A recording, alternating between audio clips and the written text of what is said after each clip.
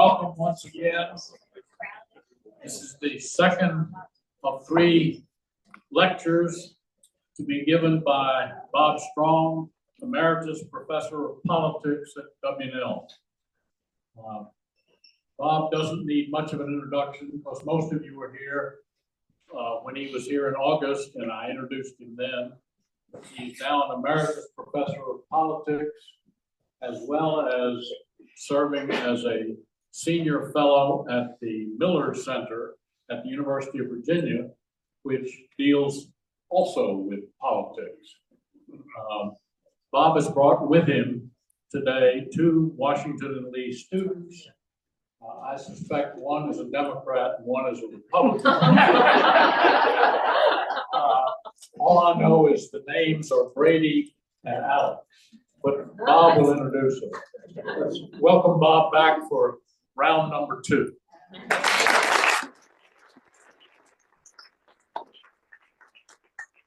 Thank you very much, Hart. 4 years ago, when I also came to Kendal to do a presentation about the then ongoing election, I brought 2 students with me from Washington Lee. I think I did that in 2016 also. It's always been a disaster. When the program is over, no one remembers anything I said or cares, but they do come up to compliment me for the decision to bring students to this event. So I'm expecting it will be that way again. Brady Madden from the College Democrats is going to start us off.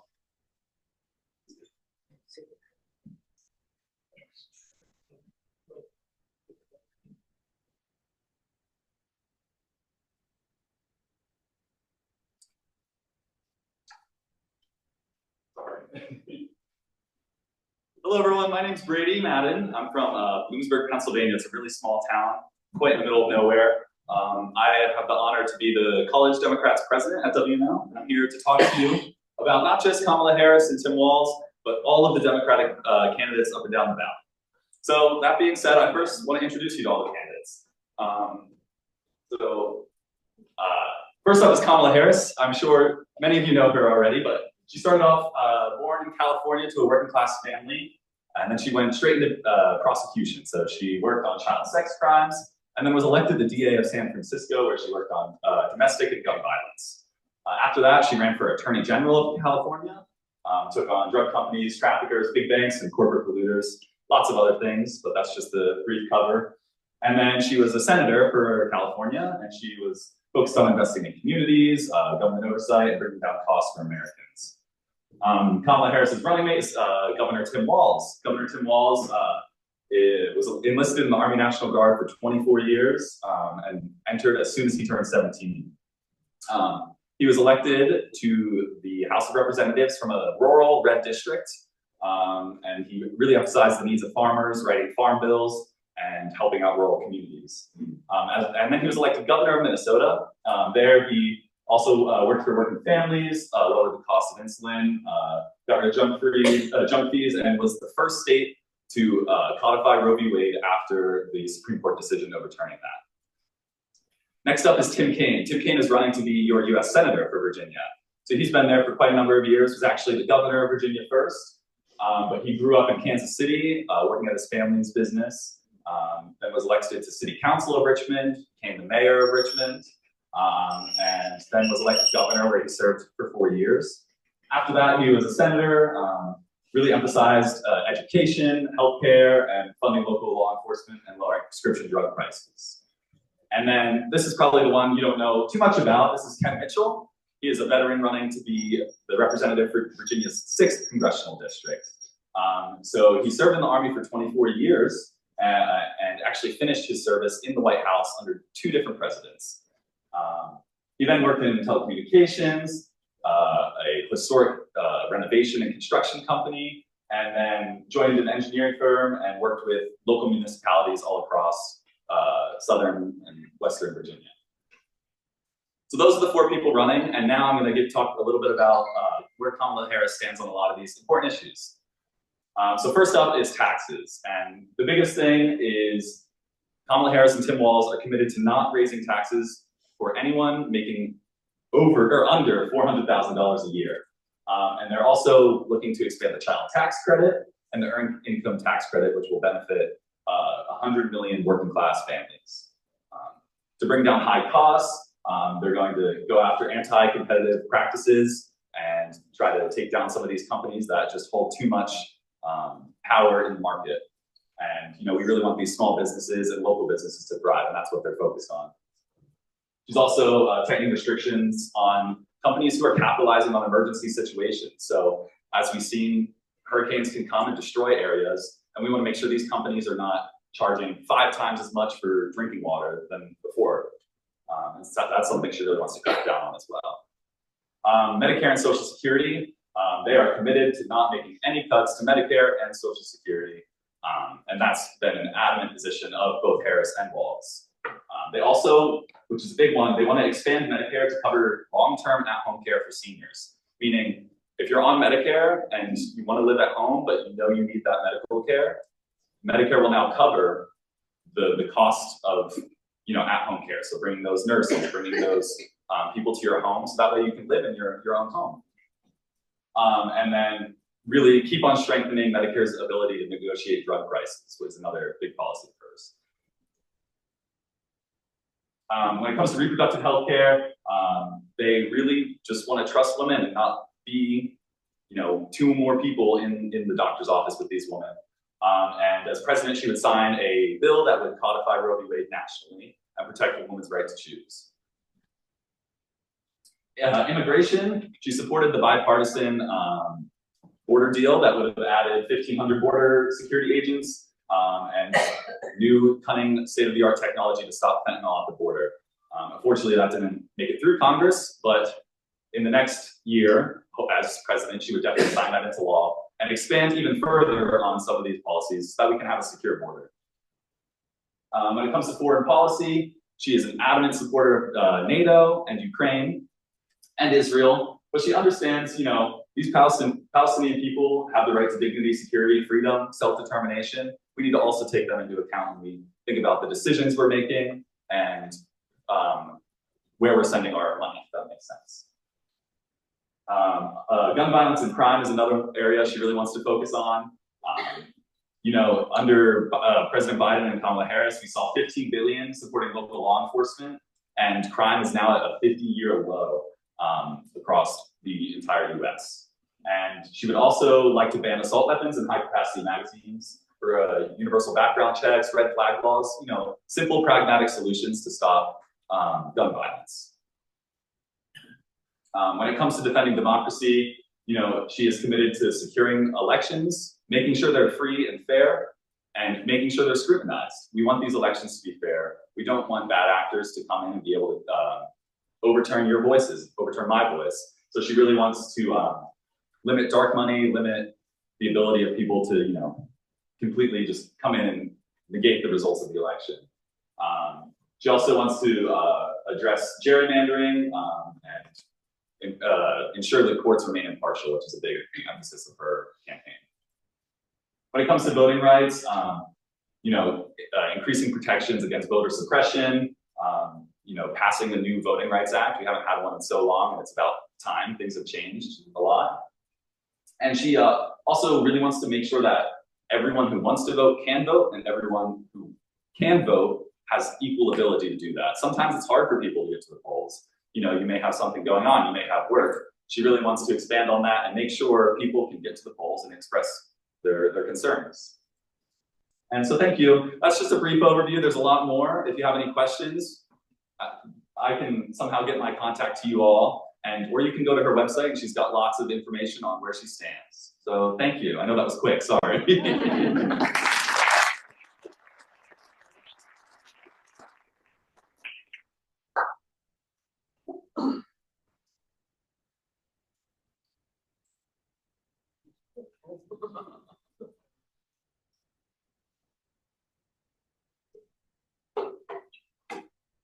Good afternoon.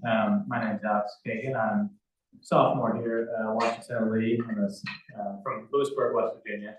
So you all can be very shocked that I'm a Republican. But I'm Secretary of College Republicans at W now. And I won't try to sell you on Mr. Trump. We've had 9 years of the Trump era. I think almost everyone has an opinion on him. It's hard to be an undecided person on Donald Trump, but talking a little bit about his policies and what he did as president. And then later on, I'll briefly discuss some of the other Republican candidates you all have a chance to vote for. So former President Trump's platform, it's very simple. The Republican Party's platform was remarkably short this year. And a lot of people say he likes to use phrases that don't really have any depth, but I think when you look at what he did as president and compare it to his rhetoric, we can see that there's a lot of substance. So with energy, you see a lot of left-wing fighting against oil and fracking, especially on federal land. President Biden has had a tough time balancing the interests of environmentalists and keeping American energy independence, which President Trump would certainly bring back. So federal spending. While President Trump did not have particularly low deficits, President Biden has made Trump look remarkably austere with his spending. And he would certainly rein in things like the Inflation Reduction Act, so we would not see massive multi-trillion-dollar packages. One of the most important things, and probably the most important singular issue of this election, is illegal immigration. We've seen 1.7 million gotaways over President Biden's administration. That is being people that have illegally immigrated over the southern border and that were not detained by Border Patrol. Simple policies instituted by President Trump, including the Remain in Mexico policy, would help curb this, as well as a more substantive border deal that could pass with President Trump's support in a Republican Senate. It's not a half measure. And peace through strength. There's a reason why the world did not have a war in Ukraine, a war in Gaza, a war in Lebanon, along with several others under President Trump's reign. He was very strong in dealing with dictators like Bashar al-Assad in Syria, whether you believe him that he would end the war in Ukraine before he gets elected, he would certainly be a stronger leader than a continuation of what we've had. We cannot keep funding Ukraine with no end goal in mind.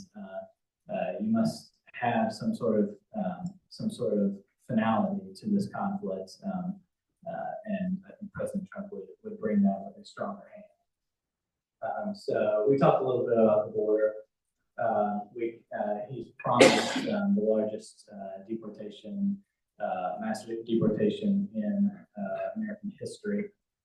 That includes the many millions of illegal immigrants living in the United States. It depends on the Republican Senate. Obviously, doing this through executive fiat would be very difficult. But getting tougher on immigration is a very popular position among the American people, and it is common sense. We have fentanyl flowing. I don't know why I keep going. We have fentanyl flowing across our southern border, killing thousands of Americans per year. And to have a border that is wide open really decreases your ability to have a safety in a country. This, and we could talk about several other issues, but try to keep it timely. Donald Trump's economy, especially pre-COVID, was the best economy in modern American history. And this is not, in no small part, due to his Tax Cuts and Jobs Act of 2017, which was derided and many economists said would lead to a recession, but it led to the lowest unemployment, especially among minority groups in modern American history. And with that, with a lot of those measures timing out in the next year, a deal will have to be signed, and you want Donald Trump to be signing a deal, not people who support higher taxes. We want to codify these lower tax rates long term. Donald Trump's, one of his shticks and his big shifts in the Republican Party is protectionism. Instituted a lot of the tariffs that have stayed under the Biden administration, particularly steel, and in fighting China. And he will continue that. Just today, he verbally supported a very high auto tariff. And obviously, this is all contingent on Congress.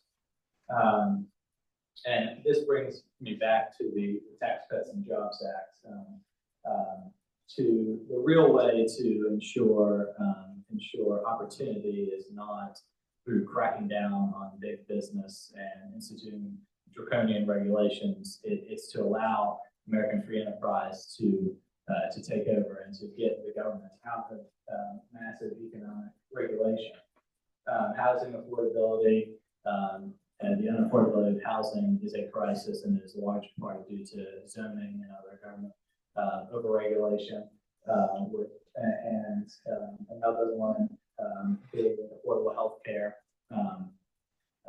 Obviously, the Affordable Care Act was not dramatically changed under the first Trump administration, but perhaps it could be improved to increase affordability. So this brings me back to the tariffs. President Trump would like to protect American manufacturing and jobs, particularly from China and other areas that we've seen, especially in rural and blue collar areas. We've seen a mass reduction over the last 40 to 50 years. And rebalancing trade has been a large part of his push. It's why he's so popular with blue collar workers.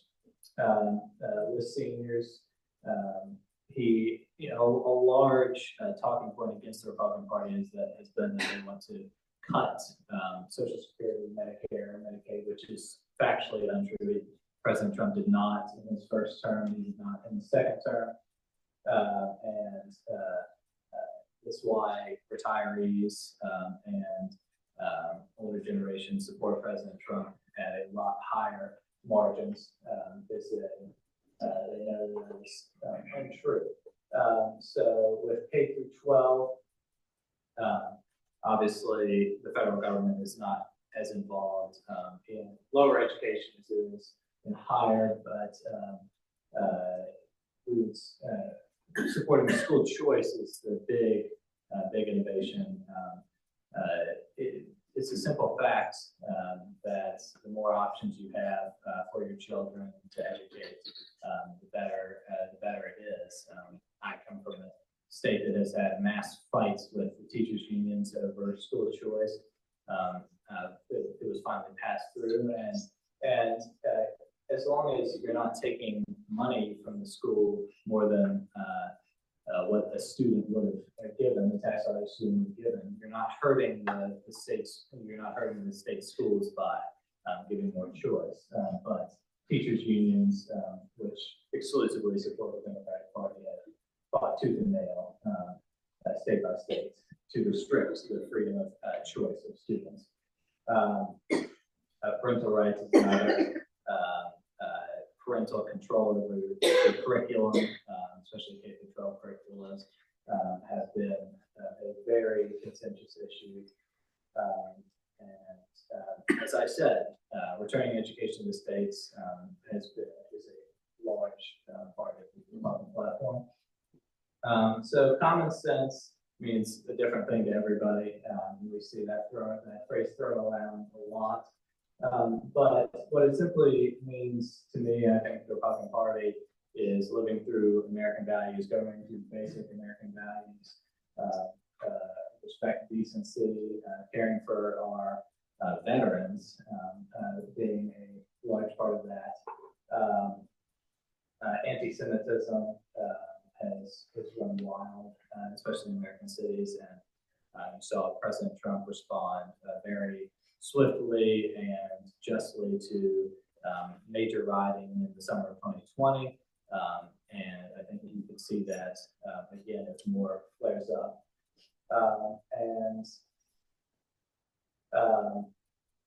And a lot of these, there are so many points here, could use several hours to discuss, but freedom of speech is a big one because you have Vice Presidential candidate Walz completely misquoting the Supreme Court's view of free speech, forgetting that it was not a fire in a crowded theater. He completely forgot the landmark case of Brandenburg v. Ohio. So he thinks hate speech isn't free speech. Well, if hate speech isn't free speech, then the government can regulate, they can declare whatever they wish to be hate speech. And that's a basic affront to freedom of speech. And you've seen a weaponization of the Department of Justice, especially under this previous administration, against opponents, both President Trump and more conservative people generally, an issue that's gone up to the Supreme Court recently. You have a sneaky issue that could play in swing states is transgender issues. Something like 70% of Americans believe that high school sports should be based on your sex, and that is something that Democrats have been very wishy-washy about, and it's pretty simple to most Republicans. Election integrity, you see both parties throwing around that each other is a threat to democracy, but at the end of the day, Democrats have supported federalizing elections, which have always been run by the states, federalizing mail-in voting and ballot harvesting and other issues that could only make our elections less safe and less fair. We talked about this a little bit earlier, but Trump's foreign policy was a complete success. There's a reason why in 2020 foreign policy was not on the top of mind with most voters, is because Trump was strong and had a very calm administration. You did not see 13 service members being killed. You did see him meeting with Kim Jong-un over here, but at the end of the day, America needs to reassert itself in a limited role and to be feared on the global stage, lest our interests be completely trampled upon. And it's not just in faraway places. America's borders, without a secure, strong border, is a utter display of weakness. There's a lot of talk about Trump's destabilization of NATO, which was never the case at all. He led the free world in a strong manner, and it led to 4 years of peace, which we cannot say in the last 4 years have been anything. And I'd love to hear if there are any questions on any of that. I had to breeze through real quick, but we discussed President Trump. One thing I didn't discuss is the federal judiciary. President Trump appointed 3 fabulous Supreme Court justices. I know, not everybody likes them, but in my opinion,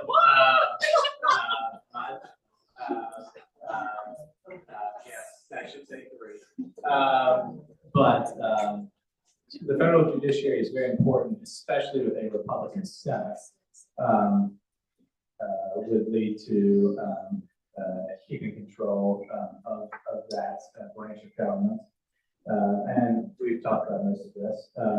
One thing, Vice Presidential nominee Vance has a lot of experience, is a brilliant Yale trained lawyer, venture capitalist. Vice President Tuamali Wall said he didn't know what a venture capitalist was, so maybe that shows you a little difference between the candidates. But I'm sure everyone knows Representative Klein. He has deep roots in the Lexington community. Actually, three of my roommates are Catholic, and they go to the church that Representative Klein attended for many years. I believe his race is fairly safe, so we don't have to spend too much time on that. But Hung Cal, if anyone is unfamiliar, ran in 2022 for the 10th district, lost to Representative Wexton by about 7 points. And you might be like, oh, so you're running a loser. Well, Republicans lose a lot in Virginia, but he was very close in a district that is about D plus 15. And it's because he focused on common sense kitchen table issues, as did Governor Youngkin in his 2021 run. Especially because the 10th congressional district includes a lot of Loudoun County. And I don't know how many of you are familiar with some of the debacles that went down there in the last few years, which included school rape allegations and just people very critical of the school's curriculum, but he focused on that. So he's running against Senator Kane. He's a former Navy veteran. He's an immigrant from Vietnam, and very brilliant guy, and he makes a very good senator. And I appreciate, I'm not the smoothest talker all the time, but I appreciate your time. You have a great day.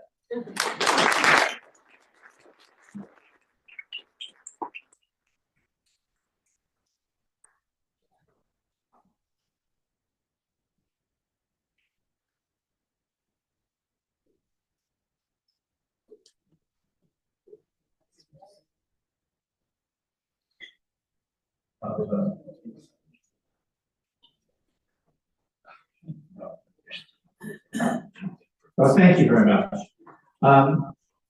In thinking about what I might do this afternoon, I decided to circle back to some of the observations I made the last time I was with you.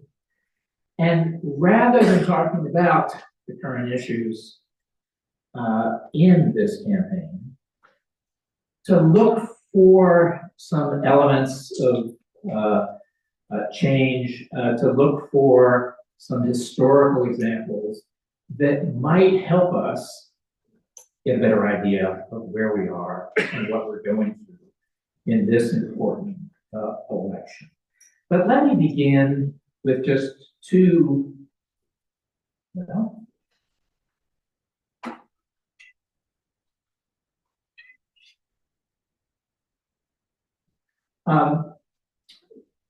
two quick graphs to show you where we are. This is a close race. These are the 538 weighted poll rolling averages. So it takes out all the spikes, the brief period when one or another candidate may appear to be moving. Those have not been long lasting. The big change was, of course, Harris replacing Biden as the Democratic candidate. And since then, she's been slightly ahead in the national polling, but only slightly. And the 2 points that show up in this consistent rolling average is, of course, within the margin of error.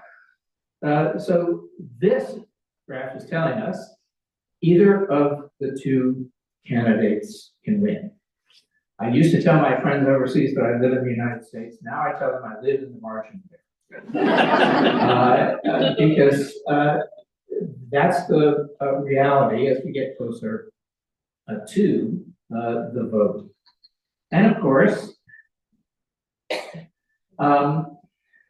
we all know the national polling numbers don't matter.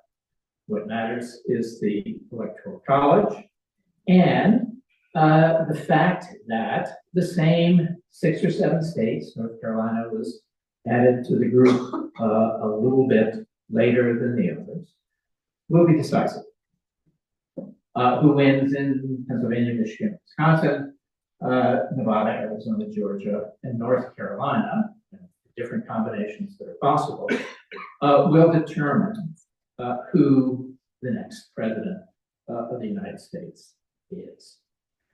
We are a closely divided nation. And that's what I wanted to go back and talk to you about a little bit more. What's the period in American history that's like the one we are in? Some people say it's the 1850s, when we were falling apart and getting ready for the Civil War. I'm less convinced that that's the era we should look at, and much more interested in what was happening in the second half of the 19th century. This is the period between two popular Republican administrations, Grant and McKinley, both reelected, both widely popular in their party and across the nation. We went for a 20-year period of really tightly contested elections.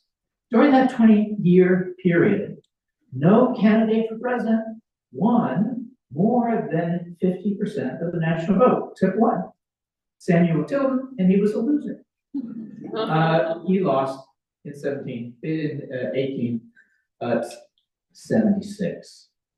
He's the only one who passed that 50% threshold. All the other races had minor parties that took a few percent away from the leaders, and the typical election victory was 48%, 47%, what we are likely to see today. Many of those elections were close. Grover Cleveland won with roughly 1% more of the popular vote than his opponent in 1884. He won 1% again 4 years later, but on that occasion, lost in the Electoral College. Garfield won his national election by something like 10,000 votes, 0.1% more of the national poll than his opponent. And of course, we had two elections, as we have had at the beginning of this century, in which the candidate who won the popular vote did not win the Electoral College.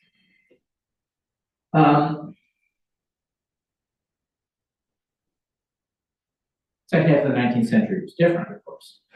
The Electoral College was a moving target. Between 1850 and 1900, the makeup of the Electoral College changed 14 times. You kept adding new states, and then the count became different about what it is you needed to gain in order to win. In a number of those elections, we had states that were conducting their very first presidential election. They had previously been a territory, hadn't been used to this scheme. A lot went wrong in a number of those cases.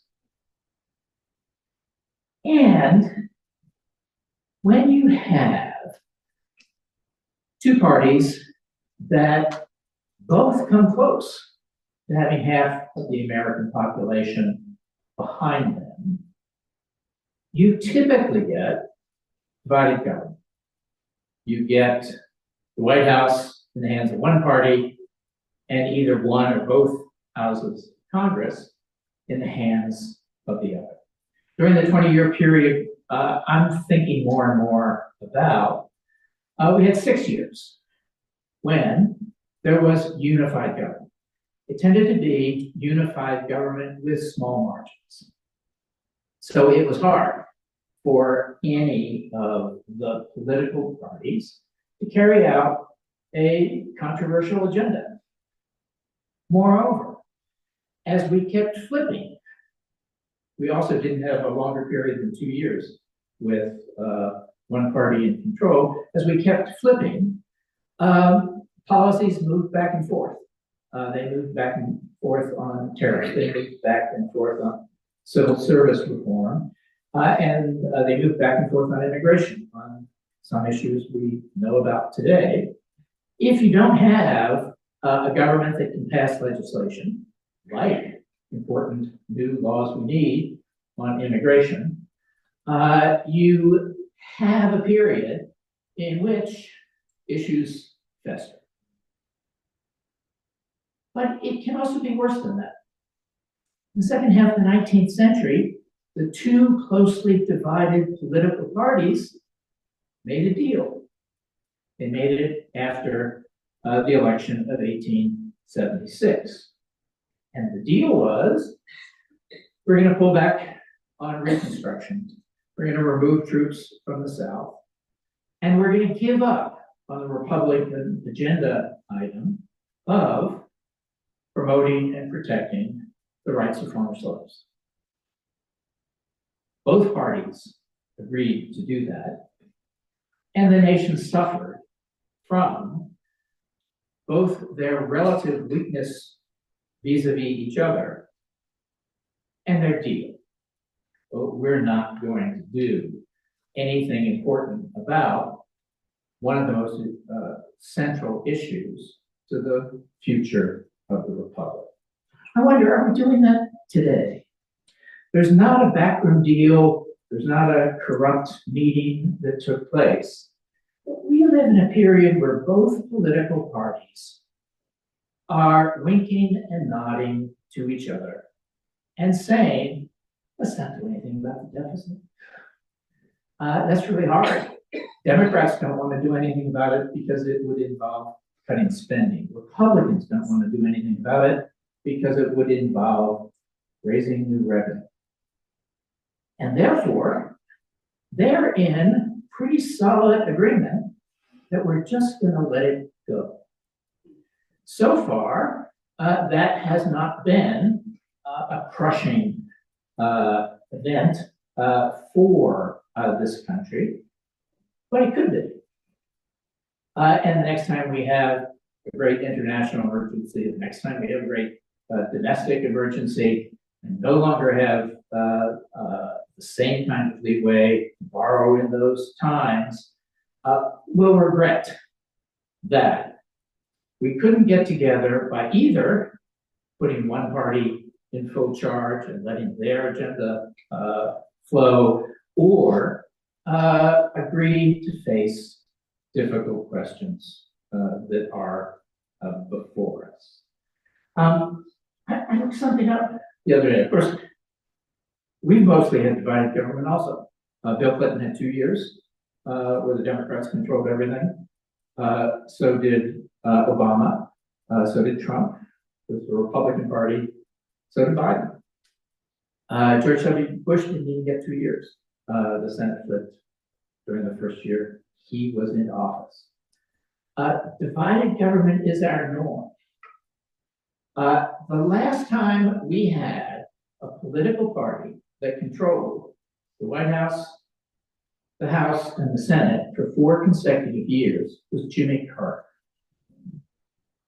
Now, that's not a great advertisement for unified government, because even Carter had trouble with his own Democratic Party and had lots of things he couldn't get done.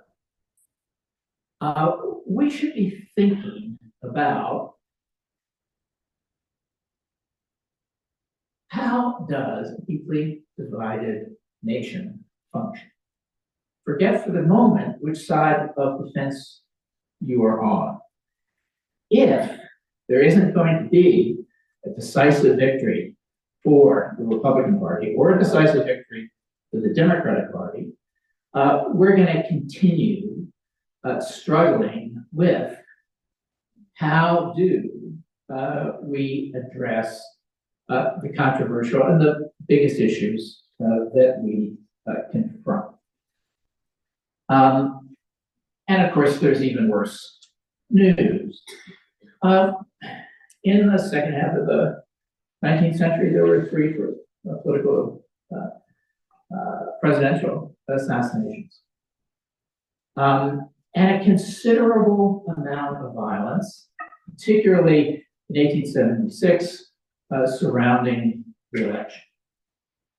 In 1876, 150 former slaves were killed in South Carolina because they voted or attempted to vote. There were riots in connections with elections. There was suppression of vote.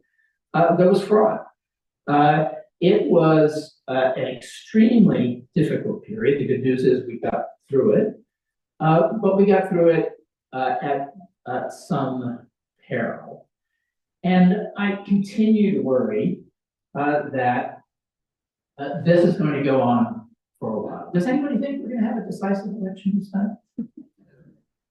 I don't either. It may happen at some point, but it's unlikely. The last landslide election we had was Ronald Reagan in 1984.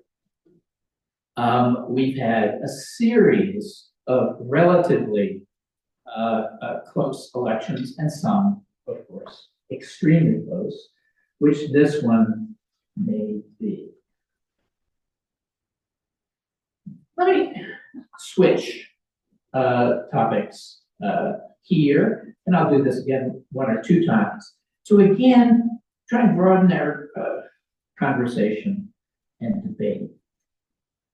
Does character count in presidential elections? Well, of course it does. We think about the issues that the two W.H. students, I think, well presented, and we may have preferences on those issue agendas that will determine how we vote, but we also assess candidates. And things have changed. I'm going to have to explain to the two students who are here who Gary Hart is. But as most of us know, it was a different world in 1988. In 1988, Hart was the early leading contender for the Democratic nomination. He was young. He was an attractive candidate. He was a thoughtful person. He was talking more about what we would need to do at the end of the Cold War than almost anybody else who was running in 1988. Later, after he was out of presidential politics, he was the co-chair of a commission that predicted the 9/11 attack. I mean, specifically predicted the 9/11 attack. Terrorists would get hold of airplanes and fly them into buildings. This report said 2 or 3 years before it happened, when no one was paying attention. Hart was somebody who was thoughtful. He was somebody who looked like he might be an attractive candidate, but there were rumors of marital infidelity. He foolishly said to the assembled press, "Those rumors aren't true. You go ahead and follow me around. You'll see how boring my social life is." Reporters then hid in the bushes outside his Washington, D.C. Townhouse. We have a journalism department in Washington. I'm sure they teach a course on how to hide in bushes. Investigate the journalism. From that vantage point, they saw an attractive young woman arrive at his home when his wife was out of town. Early in the evening, they saw her leave much later in the evening. They found out that her name was Donna Rice and that she was a professional model. Well, maybe something will go wrong in the Hart campaign.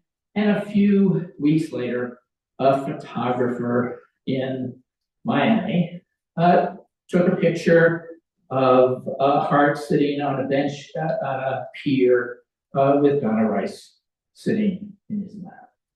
He took another picture of the yacht where they were having their party, and maybe you remember, don't, the name of the yacht. And that was it.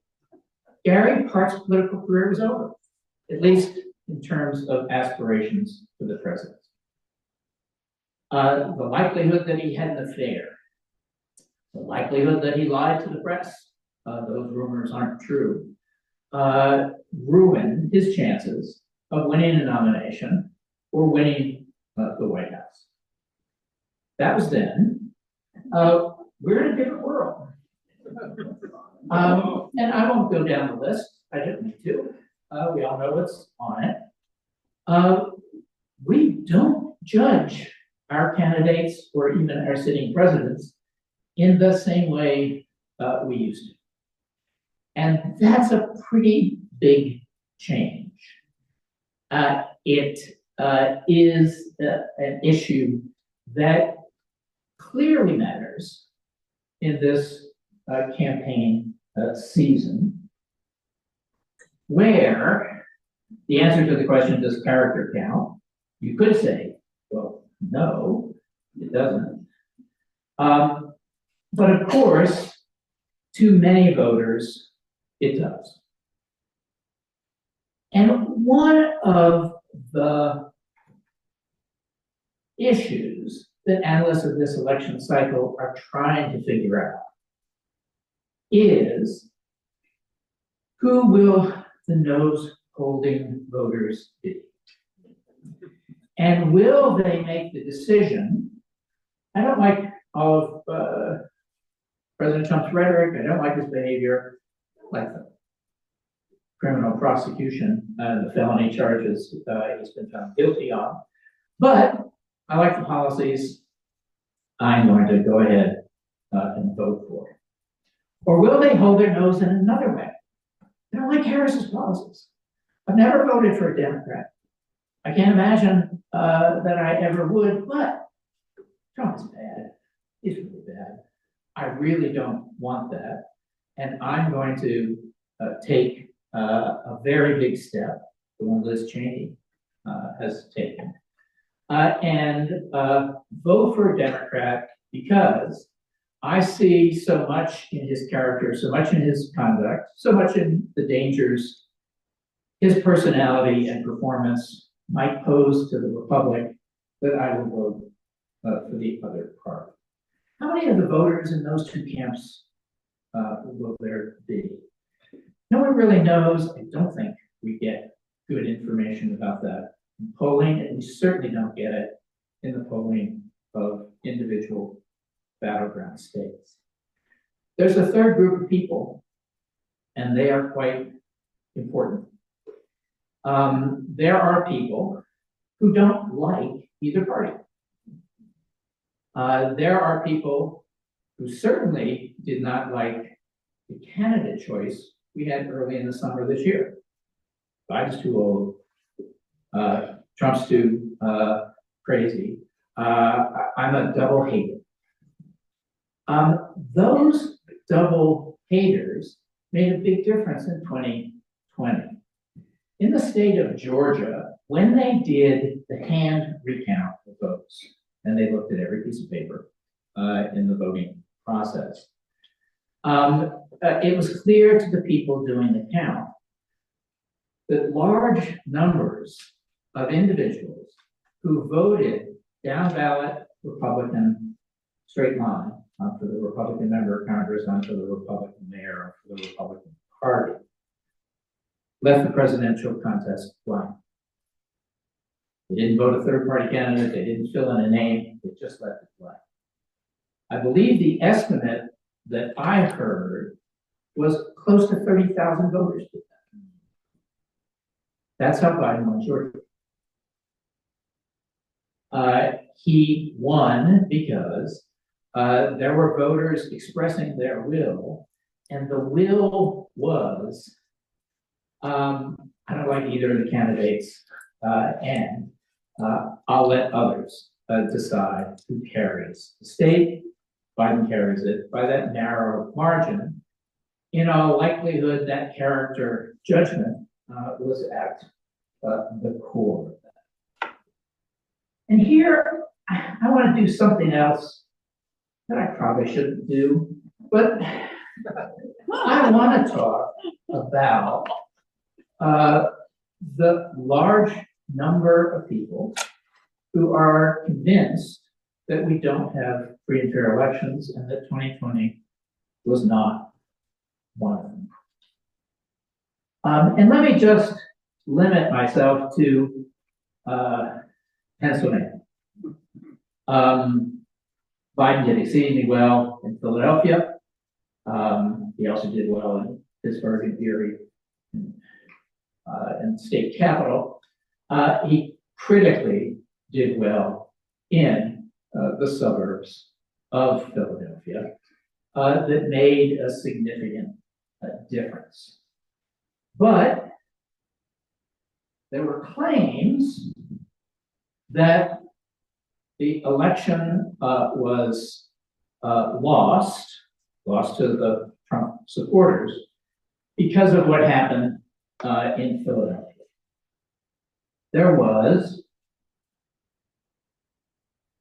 an enormous vote for Biden in the city of Philadelphia. It's not really that unusual. A vote of that scale occurred in many northern cities.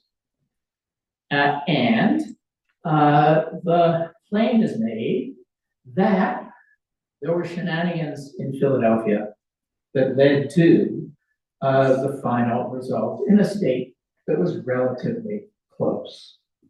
There's kind of a problem with that analysis. That is, Trump did better in Philadelphia in 2020 than he did in 2016.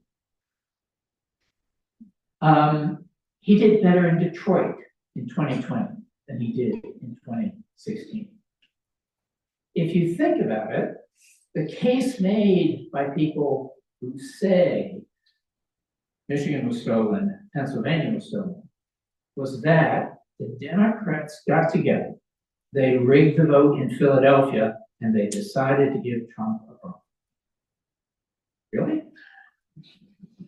When they were stealing votes, they didn't steal a bit more than might have been stolen in 2016. They stole less, and that was their crime. One of the ways you tell whether or not an election result is suspicious is whether the percentage of the vote fits a pattern. Democrats do very well in big cities, have for a long time. It's not really an unusual vote, but maybe in Detroit, because and in Philadelphia, because they knew they were going to win big, they pumped up the number of votes. And indeed, turnout in Philadelphia was very high, 66% above 66%. But again, there's a problem. It was lower than the statewide average. And the turnout rate in Philadelphia was lower than it was in many of the rural counties of Pennsylvania that Trump won by margins even bigger than 81%. It's crazy. We should be talking about the 2020 election as a great success. It's the highest turnout rate in modern presidential politics. That's what democracy is supposed to do. Lots of people voting.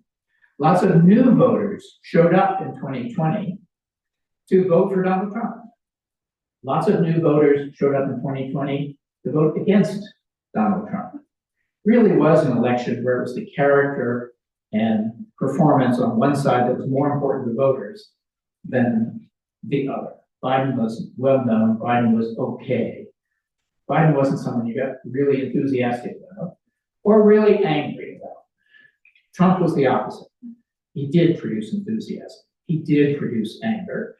And we had a lot of people who showed up and cast their ballots. We should celebrate that. Moreover, as I already mentioned in Philadelphia and in Detroit, across the country, Trump did better with Black voters in 2020 than he did in 2016. Now, of course, I can only say that if we accept the actual voting results. And I can only say that if you accept the exit polls to take place on election day and in the aftermath of an election. I don't know how any individual voter voted. None of us do. We have a democracy. We have secret ballots. We know these things only because there are exit polls. And people voluntarily say, this is who I am, this is my background, and I chose to vote for this candidate. And by the way, the issue that was important to me was this one, right? That's how we know these things. If you are an election denier, you not only have to explain how millions of votes were stolen from Donald Trump, because Trump claims he won a landslide from Trump. So it's not a small number you have to find. You have to find millions of votes. And they have to explain how the Democrats stole the exit polls. Because the exit polls confirm the election result. The exit poll paid for by the Trump campaign confirms the 2020 election result. So if it is all a fraud, it's a much bigger fraud than a few thousand votes in Georgia, Arizona, and elsewhere. It's millions of votes that must be wrong, and an entire structure of how we think about elections that is also wrong. All right. This is really way too simplified, but you know it already. Biden did not win Pennsylvania in 2020 because of Philadelphia. He won because of the suburbs. He did 3 points better than Hillary had done in 2016. Trump did 1 point worse. There are a lot of votes in the Philadelphia suburbs. That was the difference maker. If you break down those votes, you can break them down in lots of different ways. It was college-educated voters who switched from a tradition of voting for the Republican Party to voting for Democrats. They made that switch in 2018, flipped the number of seats in the Philadelphia suburbs, and stayed flipped. They stayed flipped in 2022. We are seeing a shift in voting behavior among the college educated. They're more likely to vote Democratic than they used to. Among women, they're more likely to vote Democratic than they used to. And that's where the vote shifted between 2016 and 2020. But you rarely hear Trump talking about the suburbs. You never hear him talk about the country club conspiracy. Oh, they got together and decided to vote against me. Or the soccer mom shenanigans. They rigged the election. Those are the voters who moved. Did they move out of preference? Did they move because it was a free and fair election? Or did they move because there was some kind of fraud? And again, I'm only going to do a little bit. So one of the things we heard was people voted. The ultimate underground.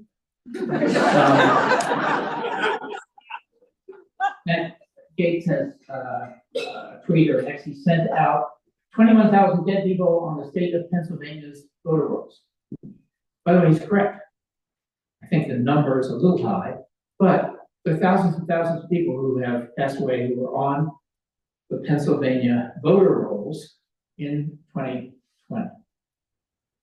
That's because a number of states are weak at investing the resources necessary to keep those rolls clean. Moreover, partisans are always worried about the cleanup of the rolls, that it might be done in a partisan fashion and be disadvantage one or the other party, so they kind of put the brakes on efforts to clean them up. They aren't accurate. there are dead people on the Pennsylvania rolls. There are more proportionately than that in other states. But here's the reality. We have a list of who is on the Pennsylvania voter rolls, who's no longer alive, and we have a roster of who voted in 2020. All you have to do is compare the two lists. We have things called computers. This can be done easily, quickly, and you can find whether or not people on the registration rolls who are no longer alive voted.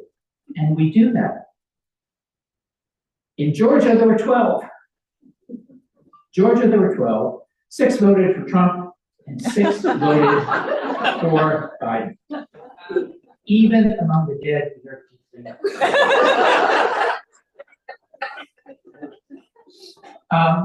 now, the problem, of course, is that we talk about low information voters.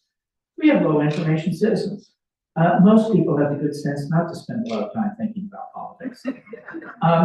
But you hear a news story, that person voted, oh, okay, maybe that's how the election was stolen. There was a gentleman in Arizona, and now I don't remember his name, I'm sorry, who went on Fox News for about a week. He was on all the programs. And sometimes he teared up because his wife had died in the summer, and he received a receipt from the state of Arizona about her vote. And he wanted to tell the nation, somebody cast a vote in my wife's name. I don't know how it was done. I don't know where it came from. Arizona law enforcement investigated and arrested the gentleman because he cast the vote. And they had his fingerprints on the vote. They had some video footage of him depositing the mail-in ballot. And the rest of the story didn't catch up with the beginning. Lots of people heard the sympathetic tale of how did my dead wife actually vote on Fox News, and very few heard, because it took months for the Arizona officials to figure it out. There is no evidence that millions of dead people vote in the United States. There's no evidence that millions of people who are not U.S. citizens vote in the United States. There are people who are not citizens, who are undocumented persons in the United States who attempt to vote. When they get caught, the punishments are quite severe, including deportation in many cases. There are people who do that. There are felons who are not supposed to vote and try to. There are people who vote in more than one location because they move from one state to another, and why not double my voting power, right? All of that happens, but it happens on a scale that wouldn't shock anyone in a country with over 330 million people. In 2020, or rather 2021, the Associated Press devoted huge resources, dozens and dozens of reporters, to go into the 6 battleground states where 20 million votes were cast and find out how many investigations are underway, how many indictments, how many convictions. They found 475. We have illegal votes in the United States. We don't have millions. But we have people who think we do. There were claims made about Pennsylvania that there were more votes than voters. That's a pretty good indication of voter fraud. That one, by the way, happened in 1876 in one of the contested states. And the origin of this was Rudy Giuliani, who said on multiple news outlets, more votes were mailed in than ballots were sent out. It turns out that was a mistake. Rudy was looking at the number of mail-in ballots sent out in the primary and then counting the number that came in the general election. Or someone on his staff, of course. Or it was late in the evening when you can't trust Rudy's some of these things. But here's the thing about this. That's an honest mistake, and it could easily have been made. You've looked at the wrong numbers, and you've seen how many mail-in ballots went out, but you didn't notice it was for the primary. And then you looked at how many came in, and you start ringing alarm bells. Someone could have made that mistake, honestly. Problem is, that story didn't die. Donald Trump repeated it on multiple occasions after he had been told that it was not true. He makes a vague reference to it, I believe, in his January 6th speech of the ellipse. He doesn't mention Pennsylvania, but he talks about places where there were more mail-in ballots received than were sent out. That's not correct about the 2020 election. So I don't think, in my judgment, and people have other judgments, so I can speak only for myself. I don't see strong evidence that there was significant voter fraud in 2020. I'm with Bill Barr. He looked, and he had FBI agents, he had prosecutors all across the country. They looked. They didn't see evidence of widespread voter fraud in 2020. But millions of Americans believe it happened. And it's the belief that it's happened that's increasingly important. We need to understand why people believe that. And not necessarily just argue about the issue, but to understand how we've come to that level of division. And I can't explain it to you. Here are a few items that belong on the list. Trump's a really good communicator. We don't give him nearly enough credit. I got in big trouble during the 2016 cycle when I wrote an article that said Donald Trump is like John Kendal. Everybody hated that I had even made the comparison. There are a number of comparisons between them. They're both second sons who inherit the family mission, caused problems in their youth, and then stepped up. They both have real issues about how they treat women. But here's the key. John Kennedy was important because he understood television before the rest of the political class understood it. It had been used before, awkwardly by Eisenhower and others, but he understood how to do it. And he was really good at it. And people didn't realize what a difference that made until it began to show up. Donald Trump was really good at social media. He understood what it's about, how it operates, and I think that has been a difference maker, and we need to give him credit for the communications that sometimes look silly to old traditional analysts like me. How could people believe that? How could that make a difference? He did communicate in ways that made a difference. It helped him that he's not a politician. He was cut some slack and not treated in the same way that other people in the political profession might have been. And he was popular because the whole profession was unpopular. He has said, when you lie, you have to just keep lying. And if you repeat it enough, it will work. It won't work with everyone, but it will work with enough. That's not his insight. It's one that's been practiced in many different political regimes, but it's one that he practiced often. Moreover, he had backup. very few Republicans have stood up against him. And those who have mostly been drummed out of the party.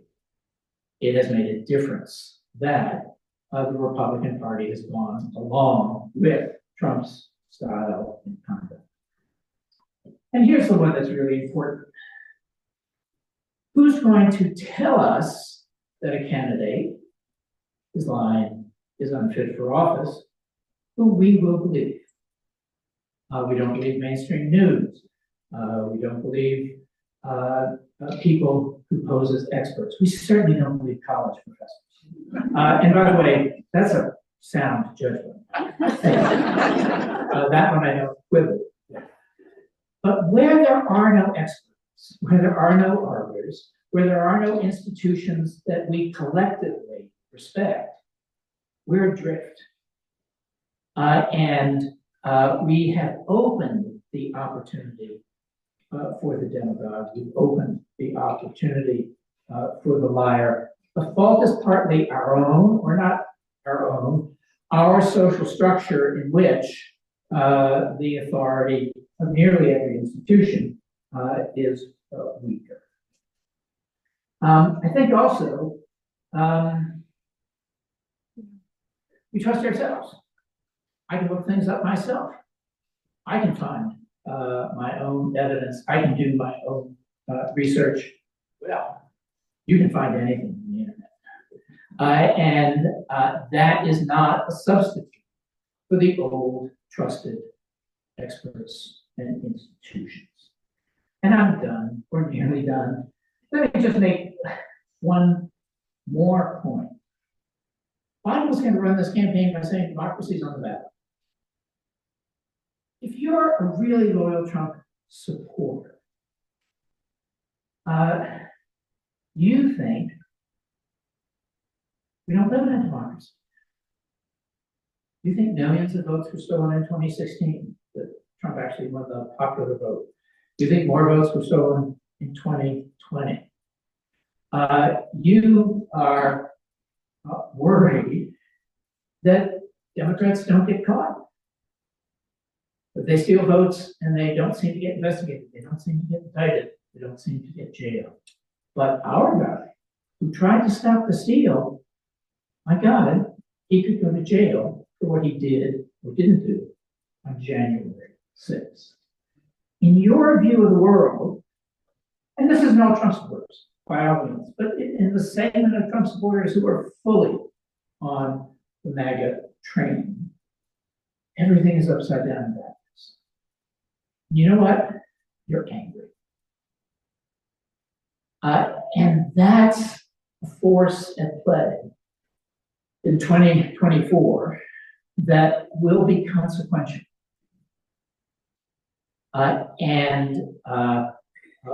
We don't know how this election will play out. I don't think there will be such a decisive vote that these sentiments will weaken and diminish. I'm afraid in a close election, they're going to be inflamed and produce issues of the kind that we saw in 1876. Several people asked me when they were coming in, did I have good news? I'm sorry. But I think I am worried about what we are going to have on election day, in the complicated counting days that will follow, and in the disputes that are surely going to arise if we do have, as we expect, a closely contested contest. So, weren't the students better?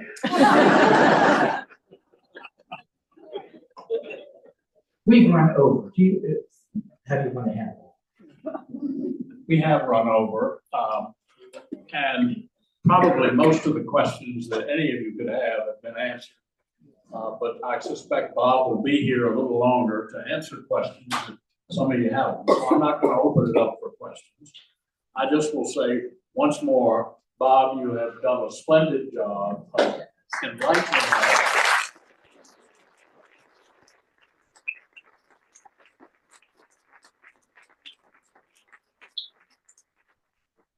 giving us insights that we'll wrestle with when we leave here this evening.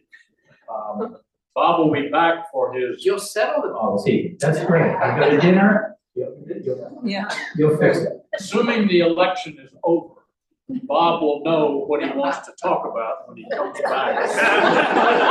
He'll be here in 4 weeks on November 13th, 8 days after Election Day, and he will tell us what it might mean. Thank you so much.